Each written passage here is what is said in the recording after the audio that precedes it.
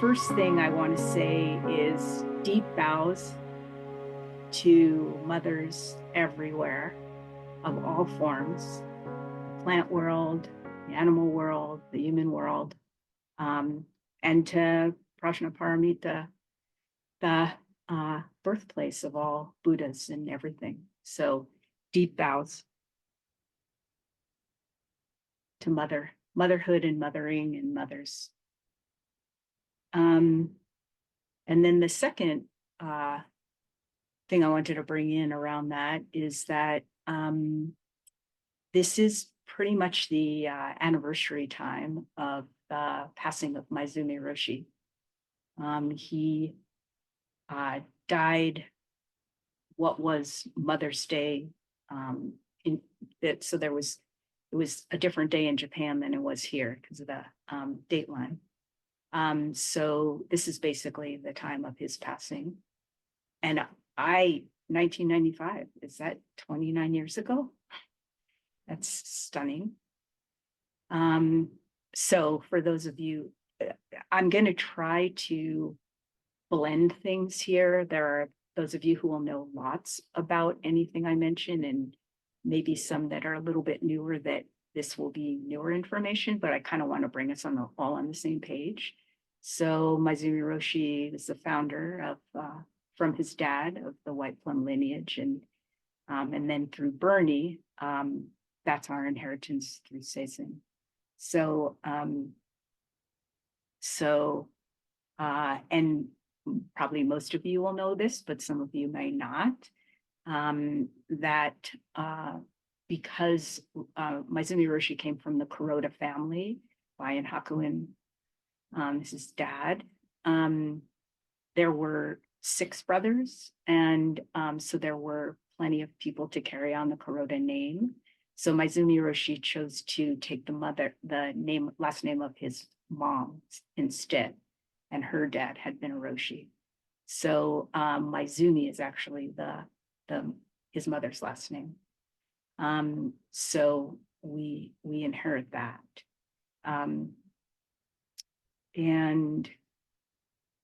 so deep gratitude to him, and he was. Anyway, well, I won't say more about that right now, but I just definitely want to recognize this time of his passing, and as a side trip in our trip in Japan, which I'll just mention a little bit about, show you, and I got to go to his family temple in Adawara, Japan, where he grew up, and his nephew was very gracious to show us around and bring us to the memorial site, and we got to do bows for Roshi and his mom there. So very grateful for that opportunity, and to have shared it with Shoyu as well.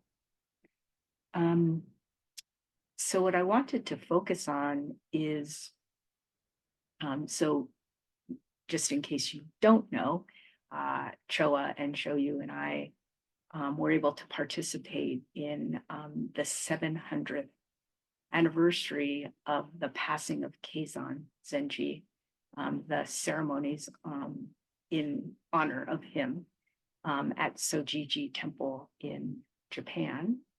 And I just wanted to make the comment at the onset, the beginning, to just say that that was an open invitation for people to attend.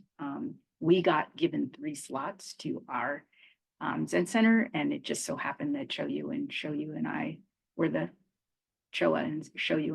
first 3 to sign up, but it wasn't an exclusive thing. It wasn't a certain, honorific thing or anything. I'm just making the point that anybody could have gone. We just happened to be the 3 that did go. So I wanted to focus a little bit on just sort of bringing us all on the same page of who was Keizan Zenji, and why was this such a big event to go to the 700th anniversary of his passing in Parinirvana. So this all relates with the Soto school of Zen. And again, going back to my Zumi Roshi, we are extremely fortunate in our lineage that we inherit both the lines of Soto and Rinzai through my Zumi Roshi. So he had Dharma transmission from two teachers that were more emphasizing, in a way, Rinzai, and one from his dad that was Soto, and his family tradition was from Soto. So the founders of the Soto school in Japan are considered to be Eihei Dogen and Keizan Zenji. And Keizan is not an immediate successor from Dogen. He is fourth generation from Dogen. So there were two successors, and then Keizan Zenji.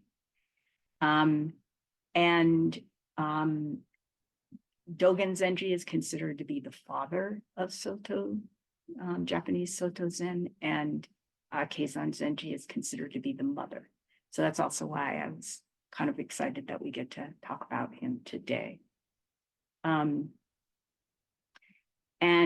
the Soto school is characterized by shikantaza as the main practice, so just sitting.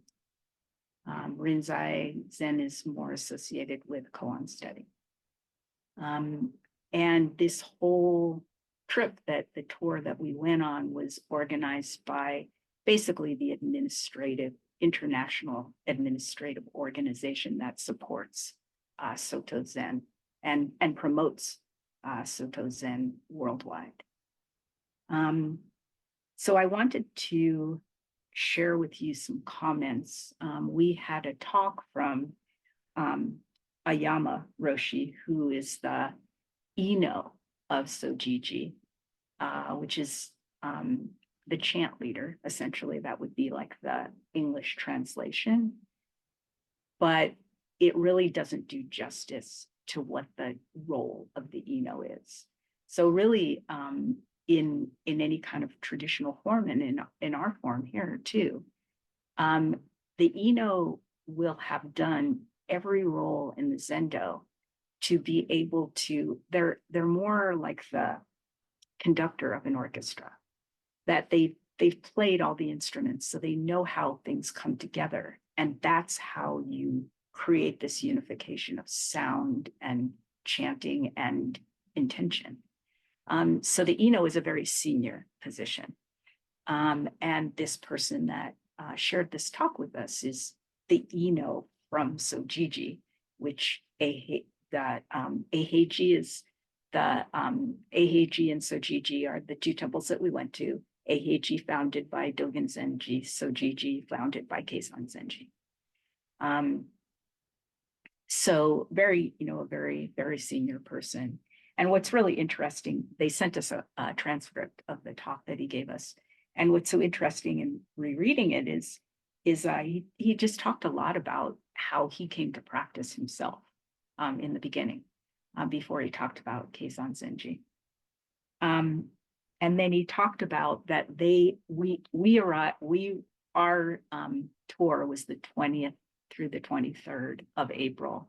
And the 23rd was when we were honoring the 700th anniversary of his passing. So we got to participate in a lot of ceremony on the 23rd at Sojiji, but they had been doing it for 3 weeks going up until that point. And he says in here, during the services, there were 4 words by Keizan that were announced. That were announced by the commentators that I want to introduce you to.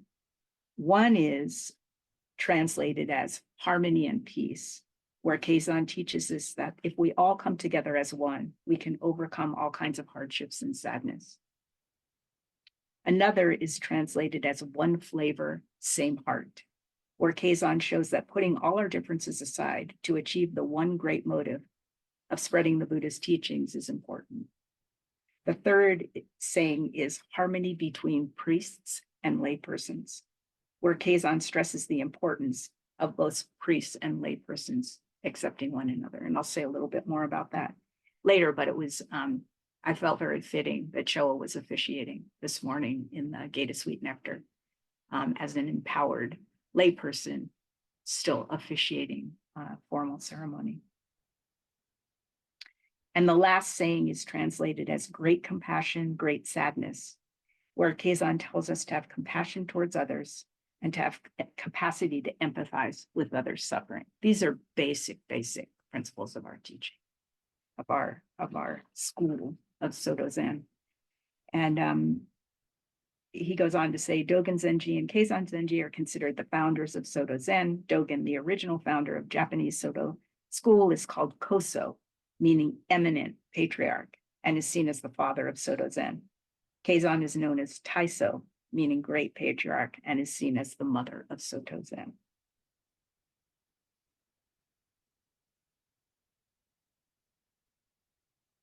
So what was emphasized to us, and kind of reading up about it somewhat afterwards, is his great contribution was really broadening the accessibility of Zen to everyone. So that's why, I think that's why he's associated with being the mother, as well as he just generated a lot more participation than necessarily Dogen did. And apparently, as we were, the information that was shared with us, that's all I know, is that he was highly influenced by his mother, and that his mother was very devoted to Kanan, or Avalokitesvara Bodhisattva, practiced with that when she was pregnant with him. And actually, as a sidebar, just to know that this is a contemporary practice as well, when I was pregnant with my kids, my Zumi Roshi gave me a practice out of the Lotus Sutra, which was basically envisioning myself as Avalokitesvara Bodhisattva, and the compassion and the benefit of Avalokitesvara coming through me to the baby while the baby was gestating. So this, connection to the mother, to the compassion. And actually, in the last afternoon, we were actually at the headquarters, the Soto Zen International headquarters, and the woman who had kind of been responsible for organizing our tour, who's the abbot of the Houston Zen Center, she gave a talk at the very end of the afternoon, when most of us were flagging considerably after having been up since 3:10 in the morning. But it was great. She really, really emphasized women in practice. And she said that her research indicated that Keizan Zenji's mom had been so avid, so ardent in her desire to practice the Dharma, that when he wasn't, I don't know at what age, but he wasn't super old, she left to go practice in an intensive way and left him in the care of his grandmother, who also emphasized Avalokitesvara and compassion with him. So he was highly influenced by these powerful women around him. And his besides carrying on Dogen's emphatic emphasis on Zazen, and Zazen as the manifestation of realization, Keizan is really credited with, like I said, wanting the benefits of that practice and that realization to be as broad as possible. And I think in the service of that, kind of being more flexible to meet people's needs. One of the things that it's talked about is that it began to be, and this has been controversial in Japan, controversial with my Zumi Roshi's feelings about it, but he did begin to allow the priests to provide funeral services for people that he felt did support them in terms of rituals of passing. The controversy about it is just became a big business in Japan, and my Zumi Roshi was very opposed to that being something that we would be doing here as a money-making business. But so really, so much of the gratitude to Keizan is because of him respecting the practice of lay people, respecting the practice of women, and being much more concerned with broadening the accessibility of practice to everyone.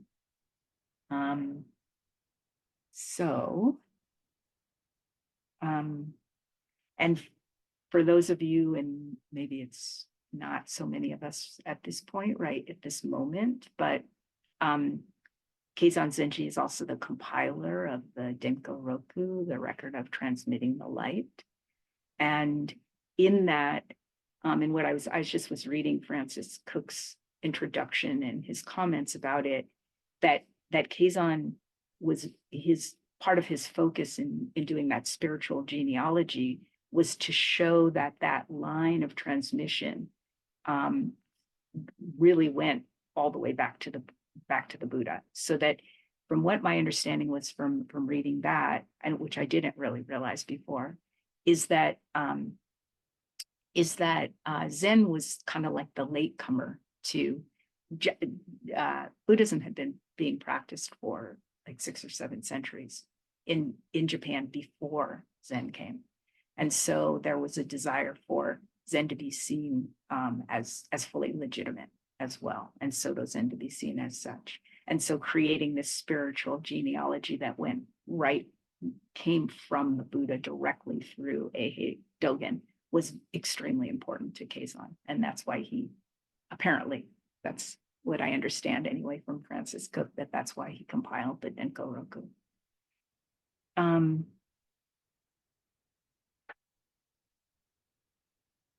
I think that